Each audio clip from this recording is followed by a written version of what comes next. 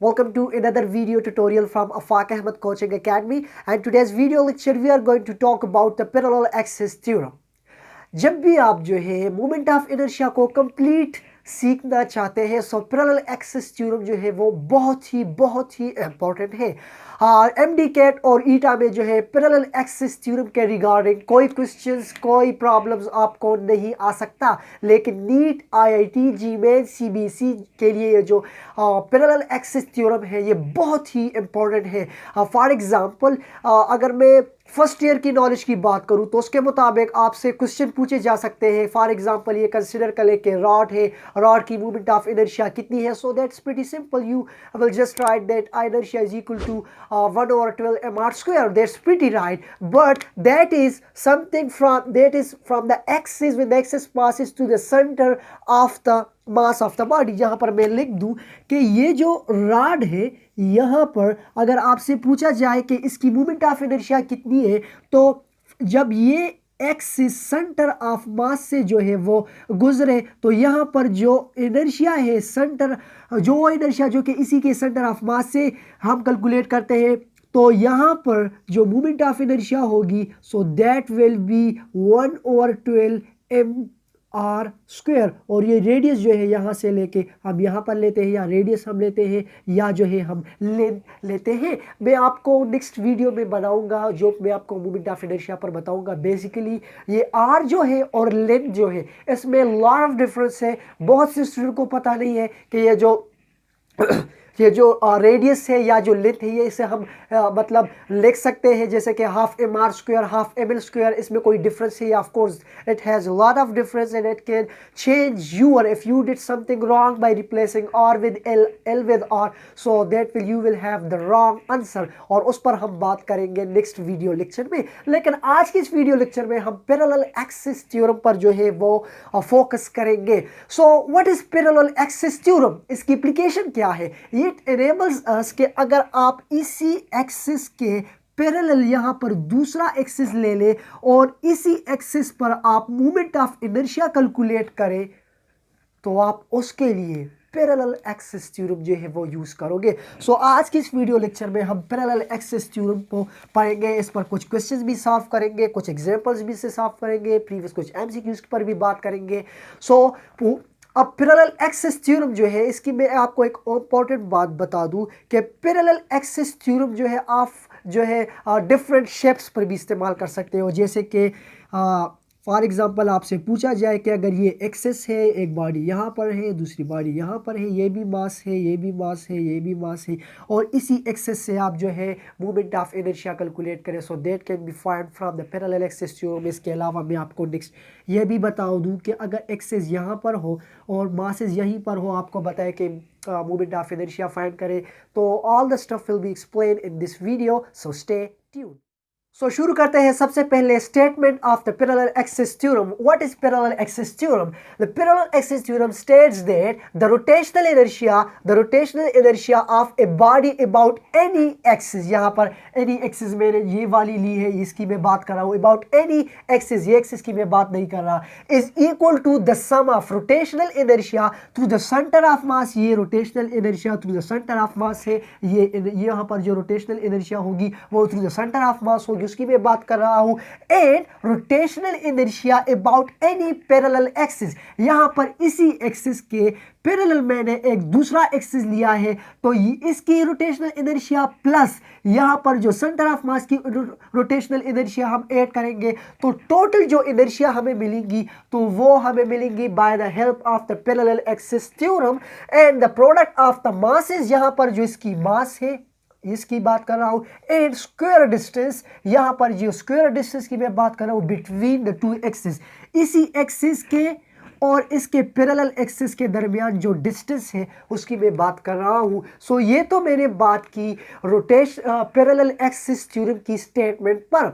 Mathematically अगर मैं आपको समझाऊं तो यहां पर आप देख सकते हैं मैथमेटिकली मैंने ये इक्वेशन लिया है, I is equal to ICM plus MD square. यहाँ पर जो मैंने एक थिन स्लैब इरेगुलर स्लैब लिया है, तो यहाँ पर आप देख सकते हो ये जो रोटेट मूवमेंट कर रहा है, सो बेसिकली इट रोटेट्स इसी डायरेक्शन में ये रोटेट कर रहा है। यहाँ पर जब इसकी मूवमेंट ऑफ इनर्शिया में through the centre of mass से कैलकुलेट करूँ तो मेरे पास जो मूवमेंट ऑफ इनर्शिया होगी तो वो ये वाली होगी, I is equal to ICM। इसकी मैं बात नहीं कर रहा, लेकिन अगर आप चाहते हो कि मैं इसके पैरेलल एक दूसरा एक्सिस लूं और उसी एक्सिस से मैं मूवमेंट ऑफ इनर्शिया को कैलकुलेट करूं तो आपको सिंपली क्या करना होगा, यहीं पर आपने इसके पैरेलल एक्सिस ले लिया, इसी का जो मास होगा इसी का उसकी मैं बात कर रहा हूं, मास हम लिख देंगे, और जो डिस्टेंस आपने इसी एक्सिस से लेके यहां पर ली हो तो वो हम लिखेंगे। तो अगर हम इनको जब ऐड करेंगे ICM plus MD square, that is something related to the parallel axis theorem, and the whole scenario the derivation of the parallel axis theorem अभी हम ये derive करेंगे, वो अब हम जो है फाइंड करेंगे। ओके, तो पैरेलल एक्सिस थ्योरम को प्रूव करने के लिए हमने यहाँ पर एक पार्टिकल लिया है, यहाँ पर उस पार्टिकल का जो मास है वो dm है, और इस पार्टिकल का जो सेंटर ऑफ द मास से या सेंटर ऑफ बॉडी से जो रेडियस है दैट इज r। सो अब हम नेक्स्ट स्टेप में क्या करते हैं कि जो सेंटर ऑफ मास से जो मूवमेंट ऑफ इनर्शिया है तो वो is equal to the sine of integral of r square, यहाँ पर जो रेडियस है, एंड टू dm इसी का जो मास है। नेक्स्ट स्टेप में हमने क्या किया हुआ है, बेसिकली ये जो राइट एंगल ट्राइंगल है इसको मैंने यहाँ पर बड़ा लिखा हुआ है। So R Y X, basically ये हाइपोटेन्यूज है, ये परपेंडिकुलर है, ये base square, so according to Pythagoras theorem hypotenuse square is equal to the base square plus perpendicular square. So इसी आर की जगह मैंने जो है ये वाली वैल्यू वो मैंने यहाँ पर लिखी हुई है डी अपनी जगह पर। ये जो मैंने बात की तो बेसिकली ये मैंने सेंटर ऑफ मास से इस पार्टिकल को कंसिडर किया हुआ है, वो इस सेंटर ऑफ मास से जो है ये सेंटर का वाली जो एक्सिस है उससे होके वो घूम रहा है।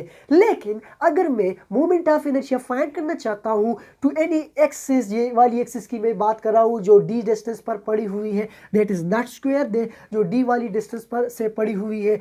तो यहाँ पर आप देख सकते हैं कि total inertia basically eight any axis जो मैंने ली हुई है वो हमारे पास बराबर होगी sine of integration x minus d, जो डी मैंने लिया हुआ है तो इस एक्सिस के दरमियान और एक्सिस के दरमियान जो डिस्टेंस है उसको मैं माइनस करूंगा, minus D square plus Y square and two D M. अब मैं फार्मूले को यूज करूंगा A minus B whole square is equal to A square plus B square minus 2ab। तो उसी फार्मूले को यूज करके मैंने यह इसकी वैल्यू जो है वो यहाँ पर लिखी हुई है, ये वाली जो वैल्यू है plus Y square and two D m. Next step में मैंने क्या किया हुआ है कि इसी x square plus Y square को एक बार फिर लिखा हुआ है plus D square minus 2x dm, ये मैंने लिखा हुआ है। अब नेक्स्ट स्टेप में मैं क्या कर देता हूँ कि सिंपली ये dm जो है वो भी इसी हर एक के साथ मल्टीप्लाई कर लेता हूँ और साइन ऑफ इंटीग्रेशन भी मैं हर एक के साथ मल्टीप्लाई कर लेता हूँ।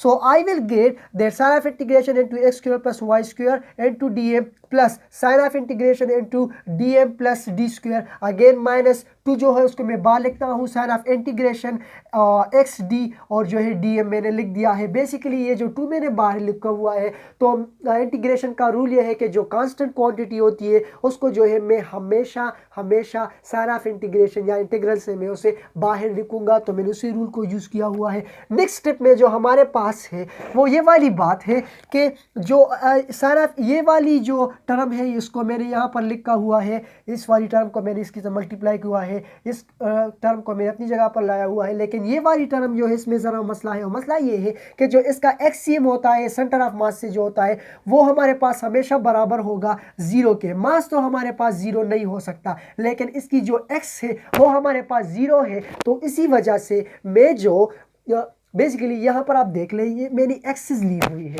सो इस एक्सिस की अगर मैं अब इसी पार्टिकल की बात करूँ सो इस एक्सिस से इसकी जो डिस्टेंस है वो 0 है, तो उसी वजह से एक्सिस इज इक्वल टू 0, तो इस होल टर्म जो है ये हमारे पास बराबर होगी 0 की। नेक्स्ट स्टेप में मैंने क्या किया हुआ है कि साइन ऑफ इंटीग्रेशन अपनी जगह पर x square plus Y square is equal to the r square, तो ये हमारे पास आर स्क्वायर इसी की आर स्क्वायर हमारे पास बराबर है डी एम अपनी जगह पर, साइन ऑफ इंटीग्रेशन अपनी जगह पर d m into d square. अब हमें पता है कि ये साइन ऑफ इंटीग्रेशन जो है इसी डी के साथ कैंसिल हो जाएगा, ये जो है इसी डी के साथ कैंसिल हो जाएगा। So I will get R square D M, और जो आर स्क्वायर डी एम जो है ये हमारे पास बराबर है आई सी एम के तो यहाँ पर मैंने ICM लिखा हुआ है और md स्क्वायर अपनी जगह पर। So again I prove here that total inertia is equal to the inertia at any axis की मैं बात कर रहा हूँ, जो मैंने लिखा हुआ है inertia at any particular axis की मैं बात कर रहा हूँ, is equal to the sum of the rotational inertia at the centre of the mass of the in this case the thin slab plus md square. तो बस ये आपको याद रखना होगा। So that was the proof of the parallel axis theorem. अब parallel axis theorem पर हम एक क्वेश्चन जो है वो सॉल्व करेंगे कि पैरेलल एक्सिस थ्योरम की सिग्निफिकेंस, फिजिकल सिग्निफिकेंस क्या है। तो पैरेलल एक्सिस थ्योरम पर एक प्रॉब्लम सॉल्व करने के लिए यहाँ पर मैंने एक रॉड लिया हुआ है। ये रॉड जो है किसी एक्सिस से जो है वो घूम रहा है, लेकिन मैंने यहाँ पर एक पैरेलल एक्सिस ली हुई है और यहाँ पर जो ये घूमेगा तो मुझे इसी पॉइंट पर जो है मोमेंट ऑफ इनर्शिया जो है वो मुझे फाइंड करनी होगी। तो अब आपको पता है कि हम जो है एज वी नो दैट अब तो हमें पता है, मैंने प्रूव भी किया है कि I is equal to ICM plus MD plus ML square. और ये जो ICM है यहाँ पर तो वो होगी ML स्क्वायर। यहाँ पर जो सेंटर ऑफ मास से जो मोमेंट ऑफ इनर्शिया मैं कैलकुलेट करूँगा, so that will be ML square. I is equal to ICM is equal to 1/12 ML square, वो इसी के बराबर होगी, राइट। ये इसी के जो है ये मोमेंट ऑफ इनर्शिया सेंटर पर जो होगी वो इसी के बराबर होगी। और जो लेंथ जो है वो ये वाली लेंथ है। टोटल जो है ये कितनी लेंथ है। लेकिन अब जो है मैं फाइंड करना चाहता हूँ मोमेंट ऑफ इनर्शिया इसी एक्सिस पर, तो मुझे क्या करना होगा, यहाँ पर जो लेंथ है वो अब हाफ हो चुकी है, दैट इज L/2। ये जो लेंथ है वो हाफ हो चुकी है। तो सिंपली मैं क्या कर देता हूँ, I is equal to ICM की जगह जो है मैं लिख देता हूँ 1/12 ML स्क्वायर प्लस M। अपनी जगह पर ये लेंथ जो है वो मेरे पास हाफ है, तो इसकी जगह मैं लिख देता हूँ L हाफ स्क्वायर। L और 2 स्क्वायर जो है मैं लिख देता हूँ और square. I is equal to 1/12 ML square plus ML square और 4। इसी का मैं एलसीएम ले लेता हूँ। So I will get 12 LCM मेरे पास आ जाएगा। फिर जब मैं 12 पे डिवाइड करूँ दैट गिव मी 1 और 1 multiply by ML square will give me ML square plus 12 divide by 4 will give me 3 and 3 multiply by ML square will give me 3ML square. इसे अगर मैं ऐड कर दूँ तो आई विल गेट 4ML स्क्वायर और 12 और ये 4 जो है इसी के साथ कैंसिल हो जाएगा। सो that will give me ML square divided by 3। So ML square divide by 3 जो है मेरे पास मूवमेंट ऑफ इनर्शिया जो है इसी एक्सिस पर निकल आई है। सो ये हमारे पास ये वाली मूवमेंट ऑफ इनर्शिया है। So that was the pretty much use of the parallel axis theorem. जो है पैरेलल एक्सिस थ्योरम बहुत ही इंपॉर्टेंट है। नेक्स्ट वीडियोस में हम पैरेलल एक्सिस थ्योरम को यूज करके मूवमेंट ऑफ इनर्शिया के कंसेप्ट को जो है वो समझेंगे। So I hope you like the video. For more videos please subscribe to our channel. Thank you very much. Have a good time.